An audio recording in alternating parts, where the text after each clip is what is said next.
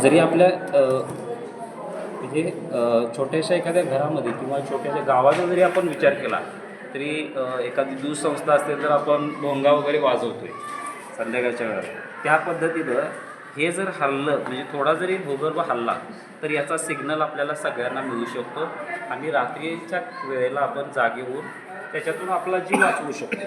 म्हणजे इथं समजा आपण हलवलं तर अशा पद्धतीनं हा सिग्नल इथं आता थोडंसं बॅटरी लो झाल्यामुळे कमी वाजायला लागले, हा सिग्नल आपल्याला मिळू शकतो. म्हणजे याचा अर्थ असा आहे की आपण भूकंपाच्या वेळेला रात्रीसुद्धा जागा होऊ शकतो. 1992ला झालेल्या खिलारीच्या भूकंपाची आपल्याला कल्पना आहे किती मोठ्या प्रमाणामध्ये त्यावेळी नुकसान झालेलं होतं. हे भूकंपाच्या बाबतीत झालं.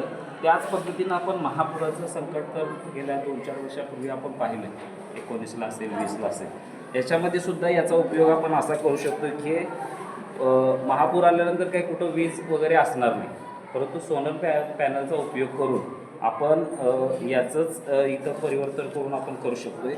जसजशी ही समजा नदी आहे, नदीची पातळी जर पाण्याची जसजशी वाढत जाईल त्यावेळेला इथल्या वरच्या वायरला जर हे टच झालं पाणी तर पाणी आता कसं आहे याच्यामधून आपण करंट फ्लो होतं आहे, यांचं ज्यावेळेला एकत्रीकरण होईल त्यावेळेला याचा सुद्धा सिग्नल आपल्याला मिळू शकतो. महापुराच्या काळामध्ये सुद्धा आपण रात्रीच्या वेळेला जर अचानक पाण्याची पातळी वाढली तर याची सुद्धा सूचना कुठं नदीकडेला हे कुठं ॲडजस्ट करणार, कसं ॲडजस्ट करणार? म्हणजे आत्ता प्रत्येक गावामध्ये पुराच्या रेषा जवळजवळ निश्चित झालेल्या आहे की इथंपर्यंत आपल्याला पूर येऊ आणि एखादी लाट झाली अशी लाटेन पण होऊ शकेल हे हो पाण्यात पण लाटा असते ती पाण्यात लाट असते, पण पुराची एवढी रेषा आपण वर घेतलेली असते की तिथं लाट येणार म्हणजे तो धोक्याचीच लाट असणार आहे. नाही याच्यावर सुद्धा आपण महापुराच्या वेळेला सुद्धा याचा आपण उपयोग करू शकतो. म्हणजे पूर्व नियोजित करून आपण आता ती पूररेषा ओलांडणार आहे त्याच्या काय सूचना आहेत? आता सध्या प्रशासनानं काय केले नियोजन? प्रशासनाने केलेलं आहे की जिथं धोक्याचं क्षेत्र आहे म्हणजे पूररेषेच्या बाजूला जी घरं आहेत त्यांना प्रशासन नोटिसा करते की तुम्ही तुमच्या सुरक्षित स्थळी जा म्हणून. आणि ग्रामपंचायत असेल किंवा तहसीलदारांच्या माध्यमातून असेल या लोकांना पूर्वसूचना दिली जाते.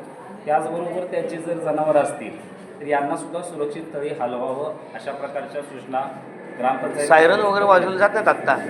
पूररेषा ओलांडणार तिथं जवळ आलेलं आहे तेव्हा सायरन गावोगाव आता वाजतायत की. पण रात्रीच्या वेळेला प्रशासनामार्फत ती सोय केली जर वाढलं तर अचानक फूट 2 फूट सुद्धा अचानक वाढू शकते का असा पण विषय आहे. आणि दुसरी गोष्ट की मला ती मोबाईलवरती करता आलं नाही, मी भविष्यात करेन की